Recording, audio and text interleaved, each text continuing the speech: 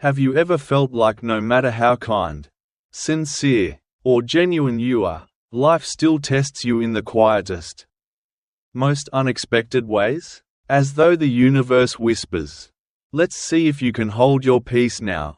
In our last two journeys together, we explored the first two spiritual tests that pure-hearted souls often face. First, the pain of being misunderstood, where even your goodness is questioned. Then, the ache of sacred solitude, that haunting sense of being different, even while surrounded by others. But dear one, the path doesn't end there. Tonight, we'll step into the third test. A test so subtle, it often hides in plain sight, shaping your destiny in ways you may not even realize.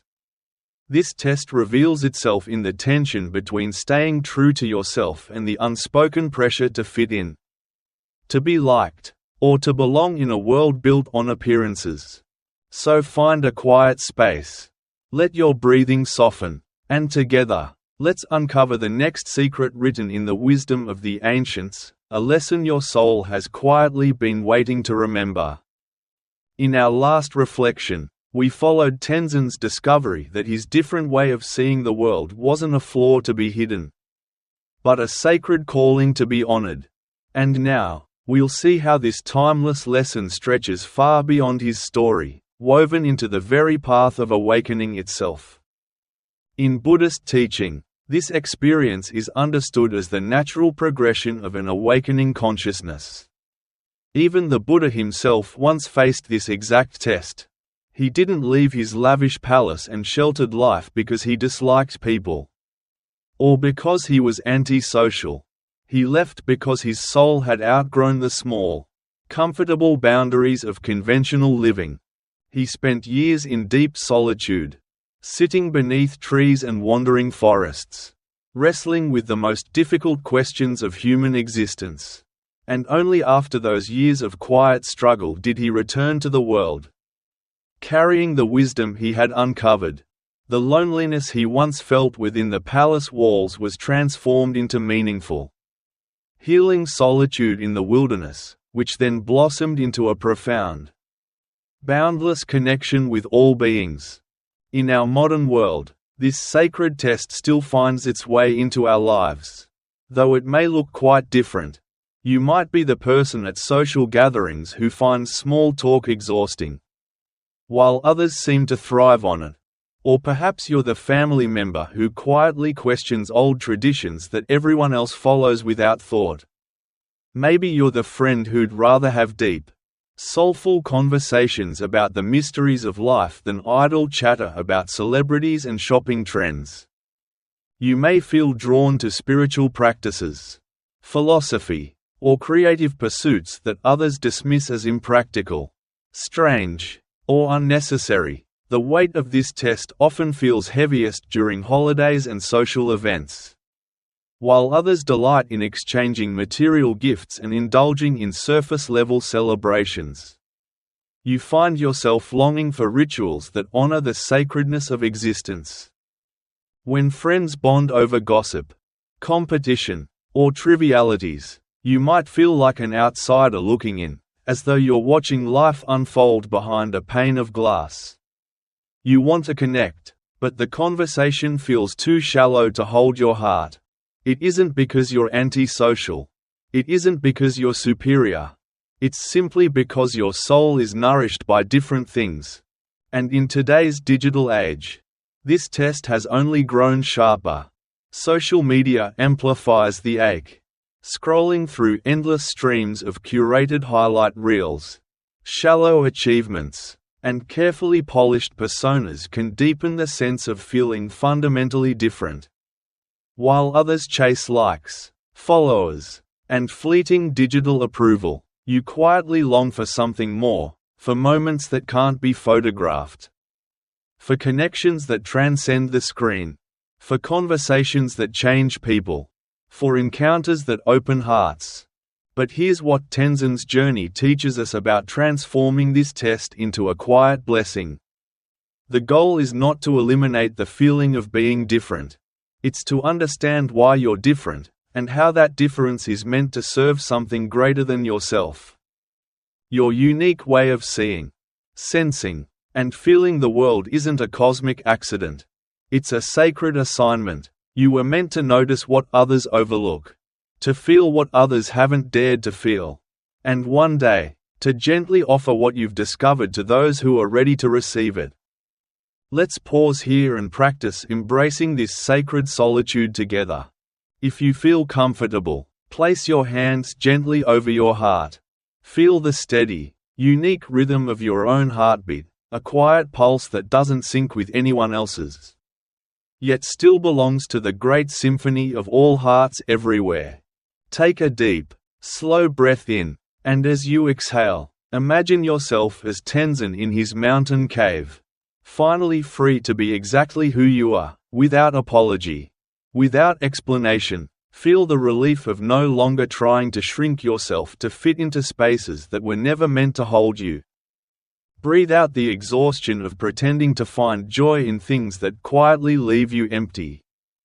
And breathe in the quiet, healing spaciousness of accepting your soul's unique spiritual fingerprint.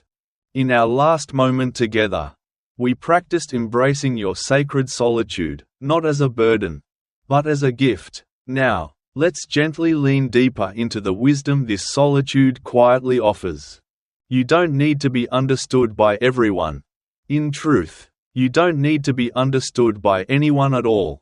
The one thing you do need is to understand yourself, your purpose, your unique way of seeing, and the reason your soul feels called to a different kind of life.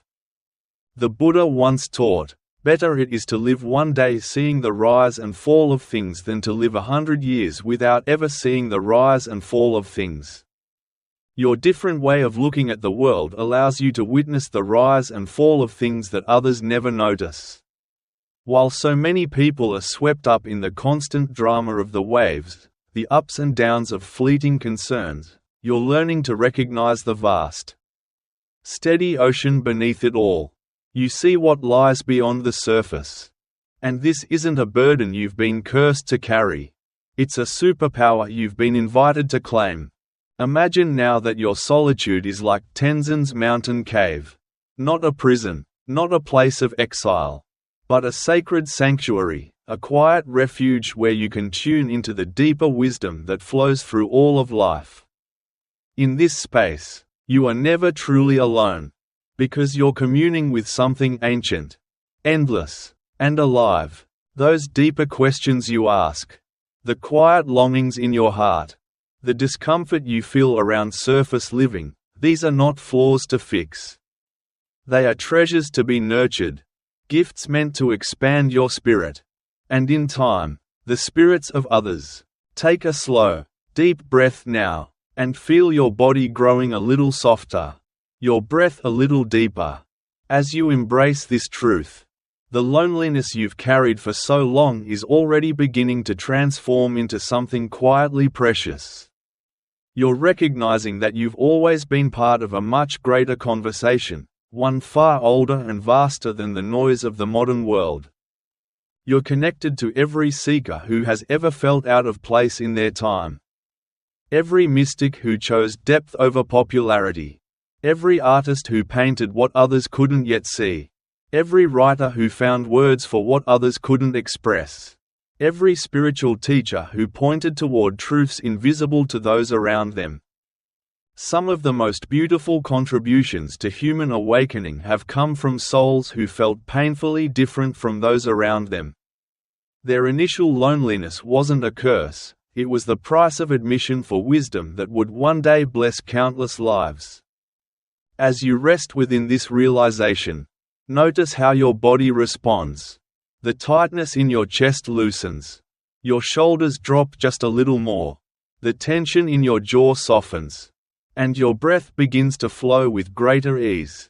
This is what it feels like to come home to yourself.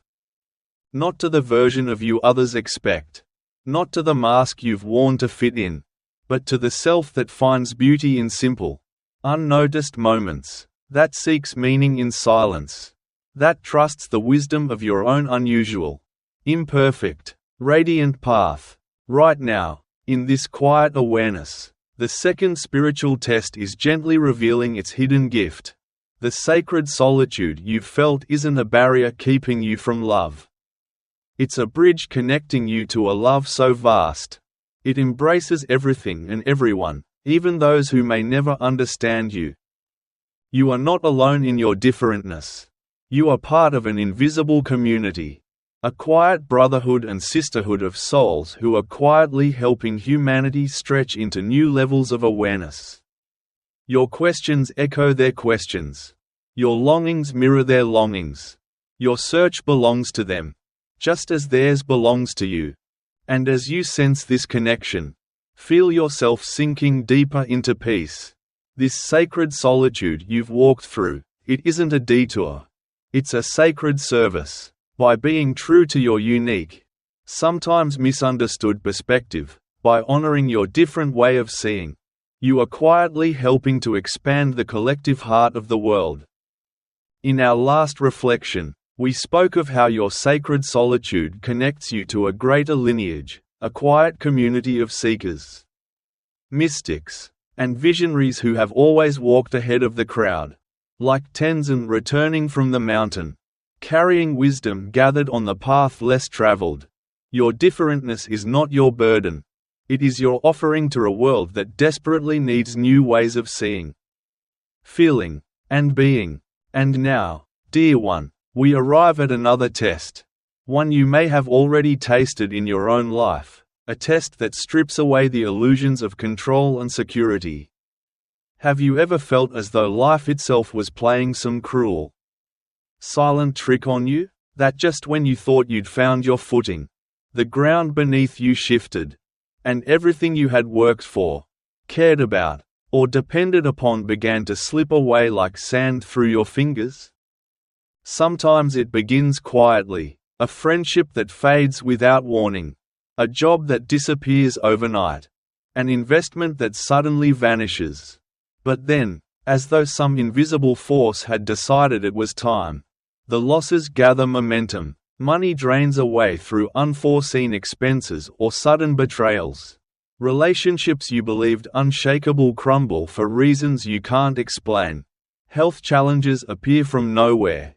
Dreams you've carried for years suddenly feel impossibly out of reach.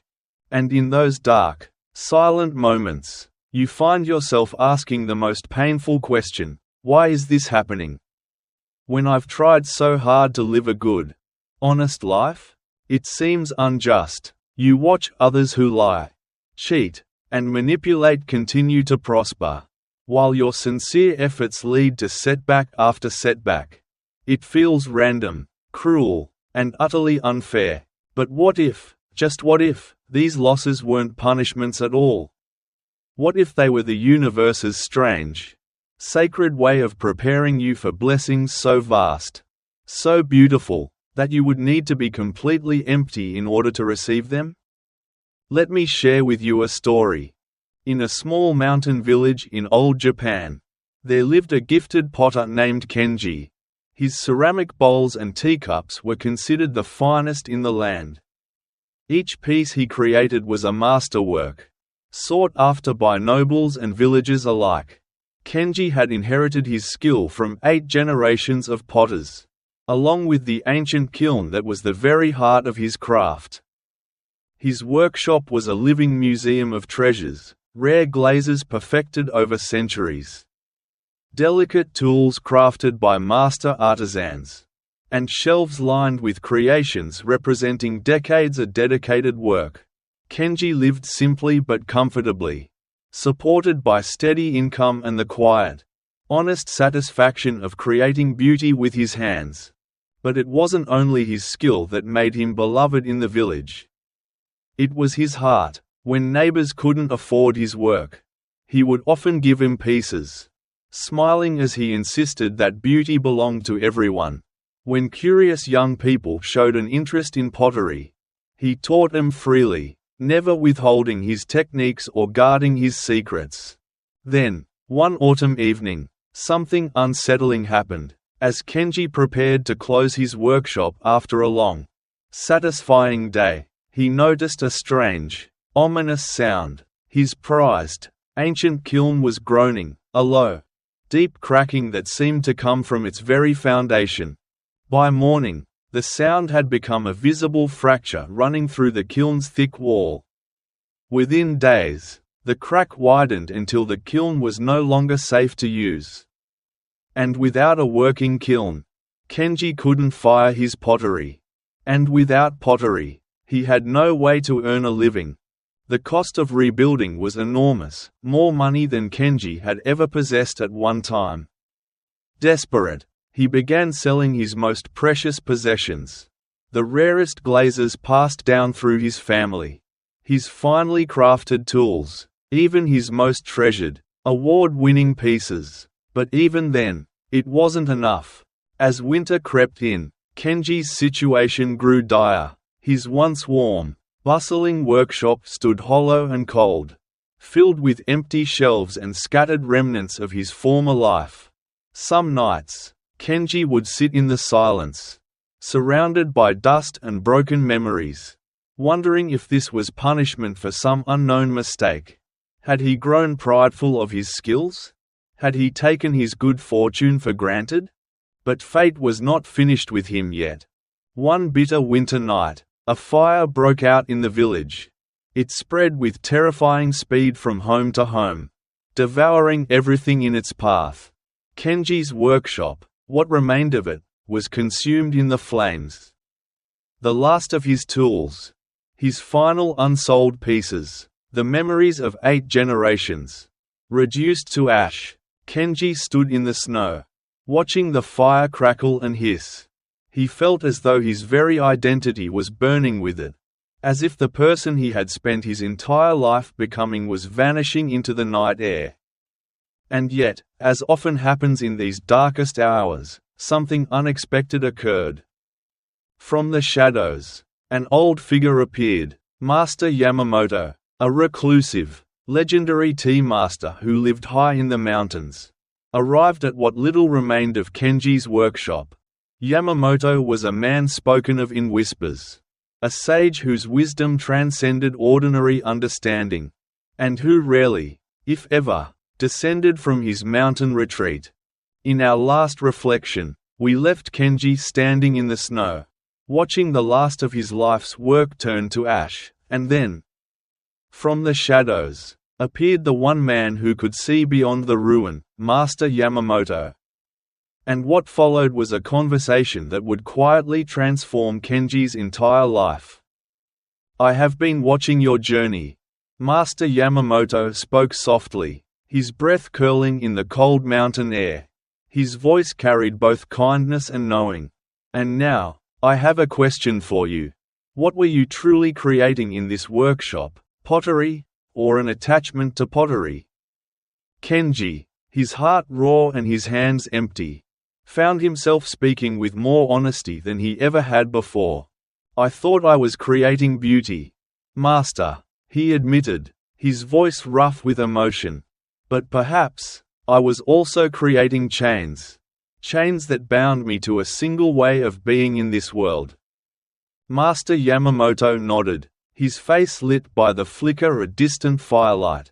"The universe has a strange way of loving us, Kenji," he said quietly. "Sometimes, it takes away everything we think we need, so that we might finally discover what we truly need." He paused, then asked, "Tell me, in all your years of making pottery, when did you feel most alive?" Kenji closed his eyes, searching through the years of shaping clay, mixing glazes, and tending his ancient kiln. And when the answer came, it surprised even him. "When I was teaching, Master," he said softly, "when I watched young people's faces light up the first time they centered clay on the wheel, when I saw them realize that they could create something beautiful with their own hands." The Master's eyes gleamed. "And tell me, Kenji, what do you truly need to teach someone to center clay and create beauty?" Kenji looked around at the smoldering ruins of his once prized workshop. The treasured tools, the rare glazes, the awards, all gone. He held up his weathered hands and, in a quiet voice, answered, "Nothing. I need nothing but clay, water, and these hands." Slowly, understanding began to bloom across his face. Like the first fragile blossom after a harsh winter, Master Yamamoto smiled. "The fire didn't destroy your gift, Kenji. It destroyed your dependence on things that were never essential to it. You were known as the finest potter in the region, but you were meant to become something even more valuable. A teacher, one who helps others discover their own creative power." He placed a hand gently on Kenji's shoulder. "The universe had to empty your hands completely," he said, "so you could finally see what you were meant to hold." Within weeks, Kenji began teaching pottery again, but this time, in the simplest, humblest way imaginable. No fancy kilns, no rare glazes, just simple clay, a bucket of water, and his bare hands. He taught outdoors when the weather allowed, and in borrowed spaces when it didn't. His students sat on the earth beside him, learning not just the craft of pottery, but the deeper peace that radiated from a man who had lost everything, and discovered he had lost nothing essential. Word of his unconventional teachings spread quickly. Students came not only to learn pottery but to experience the wisdom and calm of a man who had walked through fire and found freedom on the other side. Over the years, those students carried his lessons throughout the region. They opened studios of their own, passing on not only technical skills but the deeper wisdom Kenji embodied, that beauty comes not from what we possess, but from what we offer. In the end, the fire that seemed to destroy his life had actually liberated his true purpose. This story reveals one of life's most profound mysteries. What appears to be random loss is often precise, invisible surgery, removing everything that stands between you and your soul's truest purpose. What looks like devastation is, in truth, grace in disguise. The universe doesn't take away what you truly need. It takes away what you think you need, so that you might finally discover what matters most. In Buddhist understanding, this quiet, often painful unraveling is known as the gift of emptiness. And so, dear one, we close this chapter of our journey tonight. Through Kenji's story, we've seen that what feels like unbearable loss is often the universe's quiet, loving way of making space for a greater purpose to emerge. The things we cling to aren't always what we truly need. Sometimes, it's in the emptiness that our soul finally begins to breathe. If this story spoke to something within your heart, I warmly invite you to subscribe to Daily Dharma Wisdom.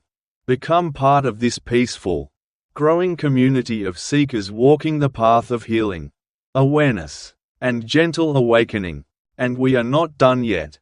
In video 4, we'll uncover the next spiritual test, one that hides not in solitude or loss, but in success itself, a challenge that comes when the world begins to praise you, and the deeper test quietly begins. I truly hope you'll join me there. Until then, may your heart find peace, may your spirit remain light, and may you always trust that even life's emptiness is a sacred gift. Thank you for watching, and I look forward to seeing you in the next video.